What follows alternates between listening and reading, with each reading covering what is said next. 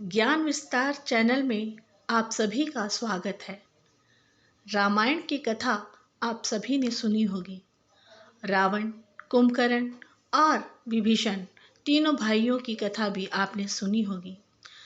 रावण तो बलशाली था ही, उसका भाई कुंभकर्ण वह भी बहुत ही शक्तिशाली था। वह जन्म से ही शक्तियां लेकर पैदा हुआ था। उसमें इतना बल था कि उसने इंद्र और यम को भी अपने वश में कर लिया था और ऐरावत के टूटे हुए दांत से उनकी छाती पर प्रहार किया था।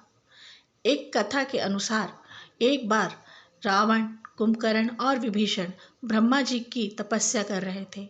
उन तीनों को अपने लिए वरदान मांगने थे। कुंभकर्ण इंद्रासन की चाह रखता था, जिसका ज्ञान ब्रह्मा जी को भी था और इंद्र को भी था। इंद्र परेशान हो रहे थे। वह ब्रह्मा जी के पास गए और उनसे कहा, प्रभु आप कुछ कीजिए, अन्यथा अनर्थ हो जाएगा। इंद्रासन ना चला जाए, इसके लिए उन्होंने सरस्वती माँ से प्रार्थना की कि माँ जब कुंभकर्ण वरदान मांगने लगे तो आप उनकी मति भ्रष्ट कर दे और उनकी जिह्वा को बांध दे। जब समय आया, रावण और विभीषण ने अपने वरदान मांग लिए। अब जब कुंभकर्ण की बारी आई तो क्योंकि कुंभकर्ण इंद्रासन मांगने वाला था, परंतु सरस्वती माँ ने उनकी जिह्वा बांध दी और उनके मुख से निकला इंद्रासन की जगह निंद्रासन।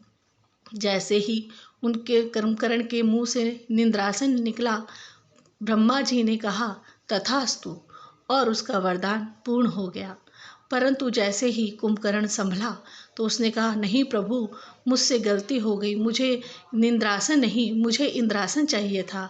परंतु अब तो वरदान पूरा हो चुका था, तथास्तु बोल चुके थे, इसलिए ब्रह्मा जी ने कहा अब कुछ नहीं हो सकता। रावण के अनुरोध पर ब्रह्मा जी ने उनकी स्थिति 6 महीने कर दी। निद्रासन पूर्ण तरह रहता तो कुंभकर्ण कभी उठ ना पाता, वह जगता नहीं, केवल सोता ही रहता। किंतु रावण के कहने पर उन्होंने उसकी निद्रा को 6 महीने कर दिया। अब 6 महीने की अवधि तक कुंभकर्ण सोता रहता।